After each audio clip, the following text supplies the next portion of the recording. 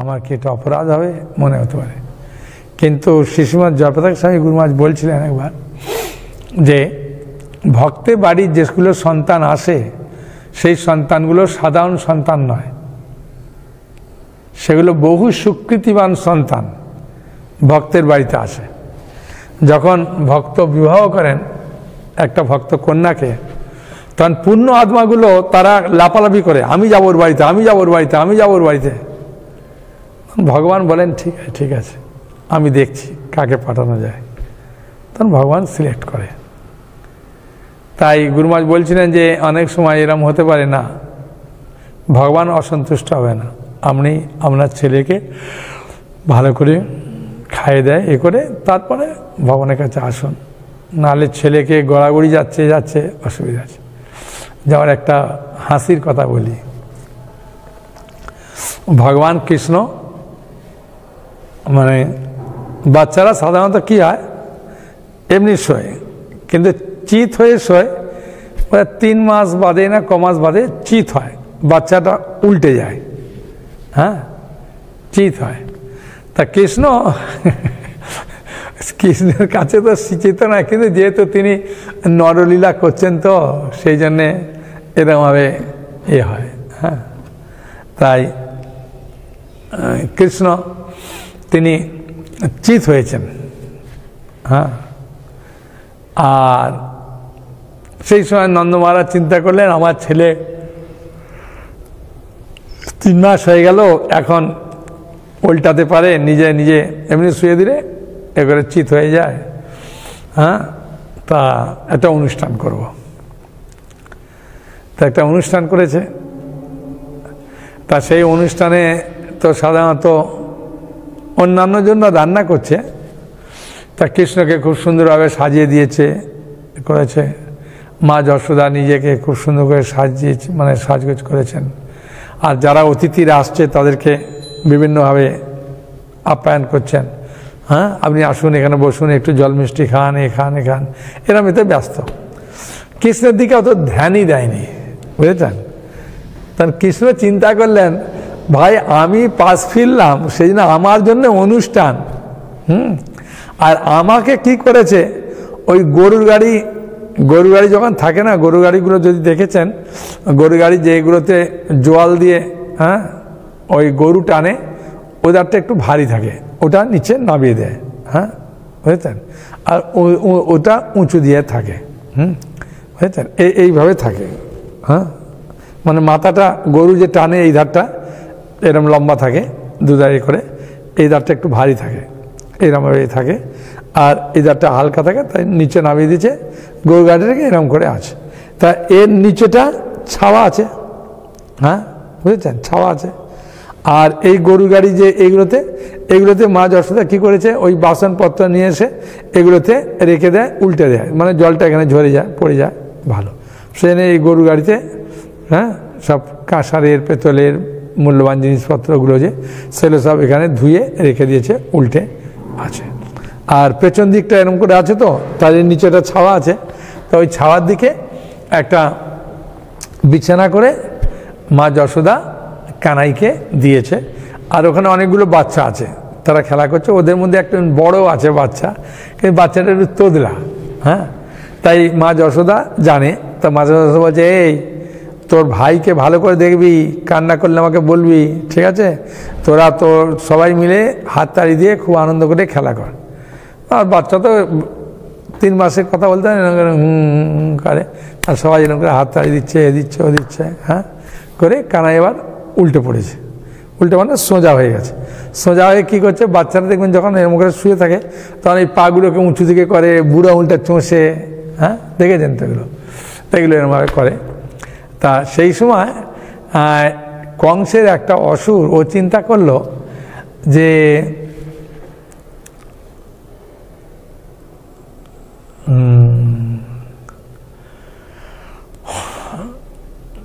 আগে তো পুতনাকে মেরেছে, তা পুতনা শরীরটা ধারণ করেছিল বলে ও যেন পুতনাকে মারতে পারলো। হ্যাঁ, বুঝলেন, বা তৃণাবর্তকে মেরেছে, কিন্তু তৃণাবর্তকে পরে মেরেছে, পুতনাকে মেরেছে। তাই আমি যদি শরীর ধারণ করে যাই তাহলে আমাকে মেরে যাবে। আমি এক কাজ করি, হ্যাঁ, শরীর ছাড়া যাব, হ্যাঁ, শরীর ছাড়া আমি যাব। তাই শকটাসুর তিনি শরীর ছাড়া এসে শকাটের উপরে ভর করেছে, হ্যাঁ, ভর করে ও চাইছে গরুর গাড়িটাকে ভেঙে একদম তজমজ করে একদম নিচে নামিয়ে দেবো, আর যারা বাচ্চা আছে কানাই আছে একদম সব মরে যাবে। বুঝেছেন? তাই আমি ওর উপরে ভর করে একদম চেপে দেবো, আর পালাবার উপায় নেই, একদম চেপে মেরে দেবো, চিন্তা করছে। আর যখন এরকম প্ল্যান করে ওইটা আসছে, নিচু হয়ে আসছে চেপে মারার জন্যে, কৃষ্ণ ওই সময়তে পা দুটোকে তুলে এরম করে তুলে, হ্যাঁ, মুখের কাছে দেবে। আর যখন পাগুলো যখন নামায় এরকম করে তো করে নামায়, তো যাই এসছে এরকম করে একটা পা তুলেছে, তুলে এমনভাবে দিয়েছে একদম ছিটকে বহু দূর গিয়ে পড়েছে। কাঁসারের বাসন পত্র সব একদম হো আল্লাহ করে সব চারদিকে পড়ে গেছে, চিৎকার হতে শুরু করেছে, হ্যাঁ। তা সেই সময়তে ওই মা যশোদা আর অন্যান্য গোপীরা ছুটে এসেছে যে আমার বাসনপত্র নষ্ট হচ্ছে না, আমার কানাইয়ের কিছু হলো নাকি? বলছে না মা, কানাইয়ের কিছু হয়নি। বলছে কী করে, এখন তো ঝড় বৃষ্টি নেই, কিছু নেই, কী করে গরু গাড়িটা এরকমভাবে ঘুরতে ঘুরতে কত দূর গিয়ে পড়লো, এত দূরে কে ফেললো? হ্যাঁ, বলছে ও তখন তোদরা তো তোদরা তো সহজে বলতে পারে না, ও একটু বড় ছিল। তা বলছে মা মা মা মা মা মা মা মা মা ভা ভা ভা ভা ভাই, হ্যাঁ। তো ও চিন্তা করলো, আরে তোর ভাই এখন মানে জাস্ট পাটাকে একটু তুলতে পারে আর বুড়া হলে তুলতে পারে, তোর ভাইয়ের কি এত শক্তি আছে যে এইরকমভাবে ছুঁড়ে ফেলে দেবে? হ্যাঁ, তো চিন্তা করলো তো দিলা তো কি বললো, ভা ভা ভা ভা ভা ভাই, হ্যাঁ, দেখালো, আর বিশ্বাস করলো না, বলে না এরা কেউ জানে না, হ্যাঁ। তখন কানা এরম করেছিল। তাই এরমভাবে নয় যে ভক্তের ছেলে মানে জানতে হয় সে খুব ভাগ্যবান, বুঝেছেন, সে খুব পুণ্যবান ভক্তের ছেলে, হ্যাঁ। তা সেই জন্যে ভক্তবাড়ির ছেলে হলে আমাদের এগুলোকে মানে সবজি রান্না হলেও আপনি দম কমিয়ে বা জায়গাটা যে পাত্রটা ঢাকা ছিল ওটা খুলে দিলেও দেখবেন ওটা ফোটে, হ্যাঁ। তখন একটু ফুটলো, তখন আপনি এসে করে দিলেন বা দম কমিয়ে দিলেন বা নিচে রেখে দিলেন যে আমার বাচ্চা যাচ্ছে, আমার বাচ্চাকে দুধ খাওয়াবো, হ্যাঁ, তার দেরি হতে পারে, তার নিচে রেখে বা গ্যাসটা অফ করে দিয়ে, হ্যাঁ, চলে গেলেন, তারপরে খাওয়া দাওয়া করতে পারেন। তা গুরুমাজ বলছিলেন যে যেহেতু ভক্তবাড়ির সন্তান তাকে তুমি এইভাবে অবহেলা করতে পারো না, হ্যাঁ, যে না ঠাকুরের পূজা হবে, ভোগ লাগাবে, তারপরে খাবে, তারপরে আগে থাকতে ভোগ লাগাতে পারেন। মানে ভক্তবাড়ির সন্তান হলে আমাদের অনেক লাভ, হ্যাঁ, তাই না?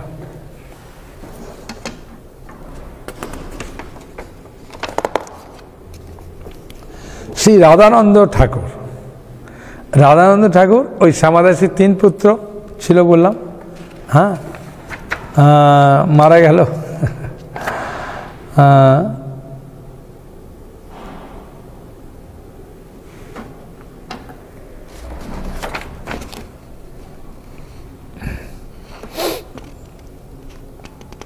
তো অভিশাপ দিয়েছিল, তাইতে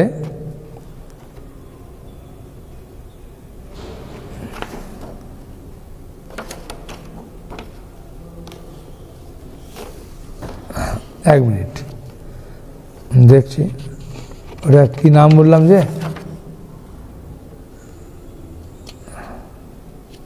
ও রাধানন্দ কৃষ্ণগতি আর রাধাকৃষ্ণ দাস। তো এখন রাধানন্দ নিয়ে আলোচনা করব। এই শ্রী রাধানন্দ প্রভু 1538 শতাব্দে শ্রীপাঠ গোপীবল্লভপুরে রসিকানন্দের পুত্ররূপে আবির্ভূত হন। অতি অল্প বয়সী তাঁর কৃষ্ণের প্রতি অবিচ্ছিন্ন মতি, দুষ্ট হয় অন্তরে বাইরে তিনি সর্বদাই কৃষ্ণকে দর্শন করতেন। নিদ্রা গেলে কৃষ্ণ সঙ্গে করেন কিরণ, জাগিলে বিচ্ছেদ হয়ে করেন ক্রন্দন। কান্দিতে কান্দিতে দেখে রাধা কৃষ্ণ রূপ, মগ্ন হইয়া অবগায়ে আনন্দের কূপ। ওই নিদ্রা গেলে কৃষ্ণের সঙ্গে করেন কীর্তন। যখন ঘুমায় তখন কৃষ্ণের সঙ্গেও খেলা করে, জাগিলে বিচ্ছেদ হয় করেন করেন, আর জেগে গেলে কৃষ্ণকে দেখতে পাচ্ছে না, ওই জন্য কান্না করে। বাবা, কান্দিতে কান্দিতে দেখে রাধা কৃষ্ণ রূপ, কাঁদতে কাঁদতে রাধা কৃষ্ণের খুব সুন্দর রূপ দেখে,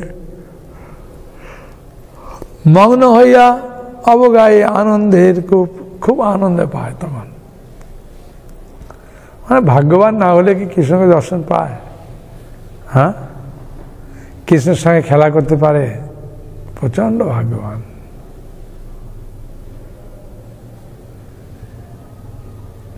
শৈশবে তার কাঁকুর গাছিতে লীলার অতিমর্ত ঐশ্বর্য লীলার বিবরণ। তাহলে শৈশবে কাঁকুর গাছিতে লীলা অতিমর্ত ঐশ্বর্য লীলার বিবরণ শ্যামানন্দ রসার নাব গ্রন্থে দুষ্ট হয়। শৈশবের রাধানন্দদেব প্রথম ফলবান শশা গাছ হতে শশাটি তুলে নিয়ে আসেন। আচ্ছা, রাধানন্দের একটা জীবনী বলা হচ্ছে। হ্যাঁ, খুব সুন্দর, ঠিক আছে। যখন ছোট ছিল বাড়িতে শশা গাছ লাগায় না, হ্যাঁ, তাই শশা গাছ লাগিয়েছে। তা ও কী করেছে, বাচ্চা তো, হ্যাঁ, রাধানন্দ তখন একটা শশা তুলেছে। আর তখন গোবিন্দ সেবার শশা না দেখতে পেয়ে রসিকানন্দ যে অত্যন্ত বিরক্ত ক্ষুদ্র অনুসন্ধানে জানতে পারেন, হ্যাঁ, যে রসিকানন্দ জানে যে ওখানে একটা শশা হয়েছে কচি, তো ওই কচি শশাটা ভগবানকে ভোগ লাগাবে।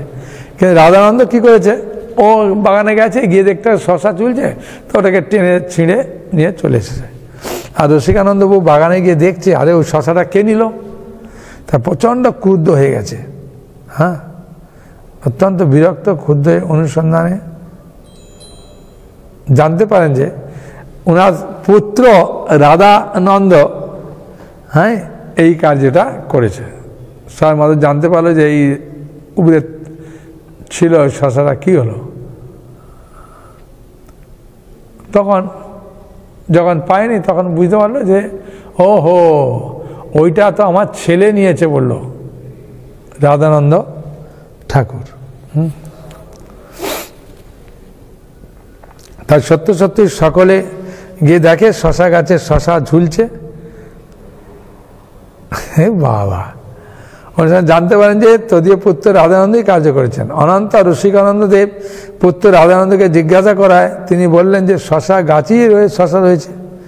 তার বলে না, শশাটা তুলেছিলাম কিন্তু শশাটা আবার গাছেই রয়েছে। সত্য সত্যি সকলে গিয়ে দেখেন শশা গাছে ঝুলছে। এইভাবে অতি অল্প বয়সী অলৌকিক লীলার দ্বারা তিনি অলৌকিক লীলার দ্বারা তিনি সকলকে স্তম্ভিত দেখতে পেলেন।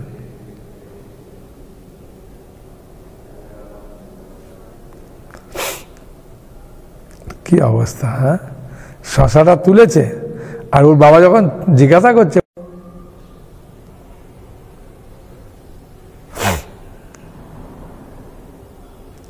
এবে সর্বজন তোমার যজ্ঞ নিরূপিল, গোপীবল্লভপুর সেবা তোমার সমর্পিল। আজি হইতে তোমার দুই মূল্য অধিকার, আজি হইতে তোমামুই দিল অধিকার। শ্যামানন্দ মণ্ডলীর করো নিবারে, ভক্তিপথ উপদেশী রক্ষ সর্বজন, সর্বজন তোমার বাক্য করিবে পালন। তাহলে রাধানন্দ একবার ছোটবেলায় একটা শশা গাছ থেকে শশা তুলেছে। রসিকানন্দ গিয়ে দেখছে শশাটা নাই, প্রচণ্ড রেগে আছে, কে নিল, কে খেলো, এ করলো, এমন চিন্তা। পরে জানতে পারলো যে তার ছেলে নিয়েছে। হ্যাঁ, তার কোনো অসুবিধা নেই। তখন তিনি চিন্তা করলেন যাক, ছেলে নিয়েছে। হ্যাঁ, কিন্তু ছেলে বলে দিল কি, যেখানে শশা গাছ শশাটা ঝুলছে ওখানে দেখো শশা ওখানেই ঝুলছে। তখন সবাই মিলে গিয়ে দেখছে, হ্যাঁ সত্যি তো শশাটা একই জায়গায় ঝুলছে। তা সেটাই বলছেন রসিকানন্দ দেখে অবাক হয়ে গেছে যে আমার এই ছেলে রাধানন্দ ঠাকুর সাধারণ কেউ নয়। হ্যাঁ, এবে সর্বজন তোমার যোগ্য নিরূপিল, গোপীবল্লভপুর সেবা তোমার সমর্পিল। আজ হইতে তোমার দুই মই দিল অধিকার, শ্যামানন্দ কুণ্ডলীর কর নির্বার।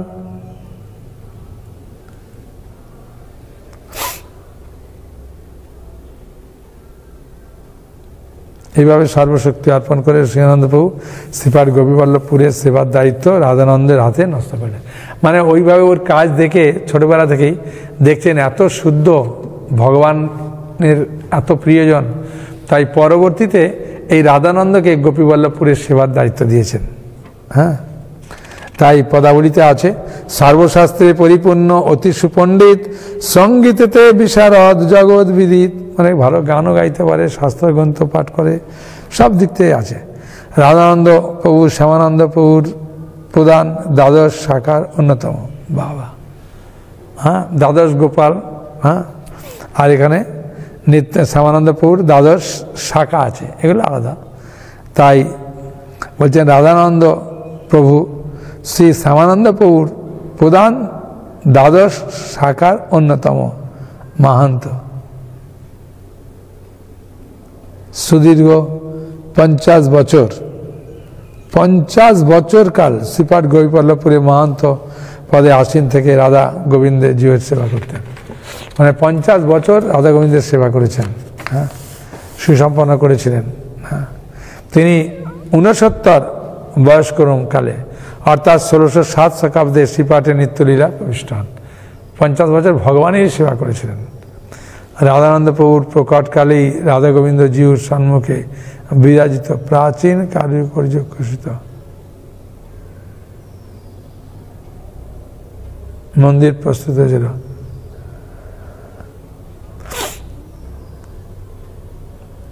তাহলে রাধানন্দ প্রভুর প্রকটকালেই রাধা গোবিন্দ জিউর সম্মুখে বিরাজিত প্রাচীন কারুকার্য খচিত ঝুলন মন্দির এর প্রস্তুত হয়েছিল। মানে ওখানে ঝুলনও বিখ্যাত গোপীবল্লভপুরে, বুঝেছেন? খুব সুন্দর বড় ঝুলন আছে, লোকেরা প্রচুর ভিড় হয়, আসে আনন্দ করে। আর এটা রাধা গোবিন্দের সামনেই এই ঝুলনটা আছে। আর রাধানন্দ প্রভুর দুটি পুত্র আছে, একটা হচ্ছে নয়নানন্দ প্রভু আর একটা হচ্ছে রাসানন্দ প্রভু। রাধানন্দ প্রভুর দুই শিষ্য, শ্রী নয়নানন্দ প্রভু আর শ্রী রাসানন্দ প্রভু। শ্রী শ্রী রাধা গোবিন্দ জিউর মন্দির প্রাঙ্গণের কিঞ্চিত পূর্বে রাধানন্দ প্রভু